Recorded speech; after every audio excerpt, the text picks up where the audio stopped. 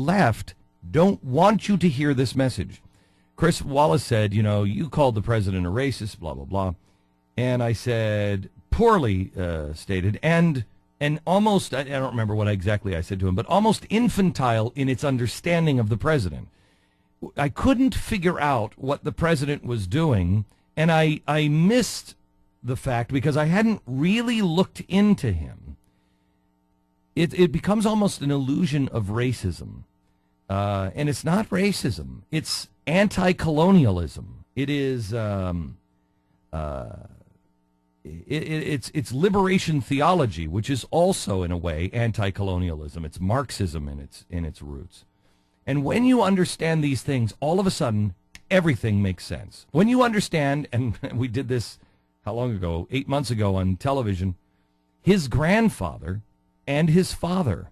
When you understand what they were doing, you all of a sudden can see Barack Obama and where he's going.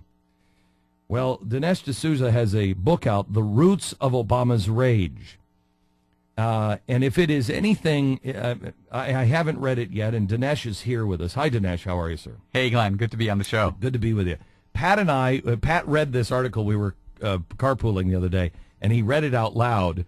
And we were going back and forth, and we just kept looking at each other going, yes! Yes! Thank you, Dinesh. Is this what the whole book is about? It is. Okay. The article is a little escargot. It's a little appetizer for the book, but there's just so much more in the book.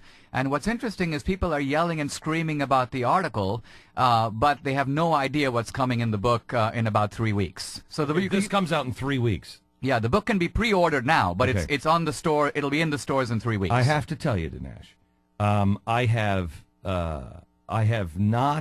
read a couple of books about Barack Obama, and I don't ever finish them because they never get it right. I can guarantee you I will finish this book because you're on it. You are on it.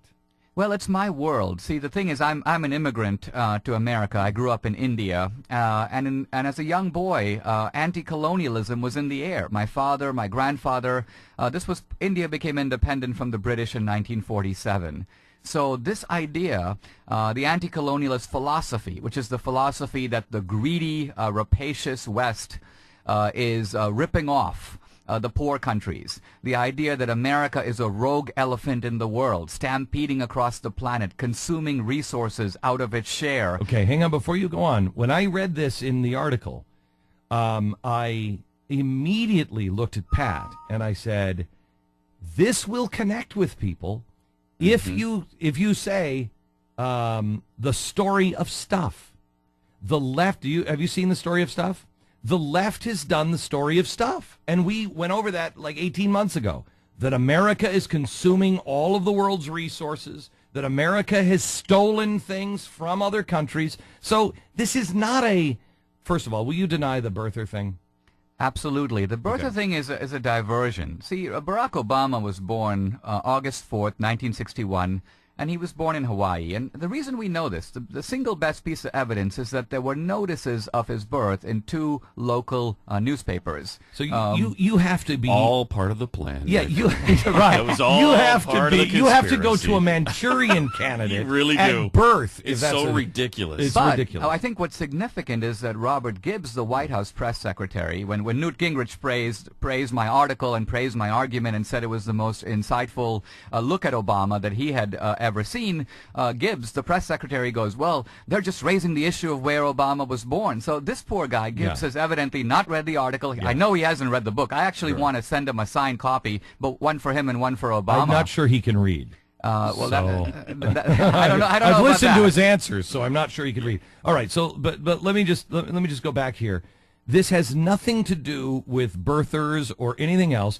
This doesn't have anything to do with race, and that's why I said my comment about a year and a half ago was infantile on its understanding of Obama, because that's your gut that says, wait a minute, it's about race. No, it's not. It's not about race. It is about colonialism, which is still the message of the left, that America is stealing the resources of the rest of the world. Yeah, the problem with the race theory, and the problem with so many theories about Obama, is we all look at Obama and we try to, in a sense, project American history onto him. Yes. This is done on the right, it's done on the left, but we're ignoring Obama's own history. So what's interesting is all these people yell and scream, Maureen Dowd in today's New York Times yelling and screaming, implying that this is some sort of race argument, and saying, where does Dinesh get all this crazy stuff? And the answer is, I'm getting it from Obama.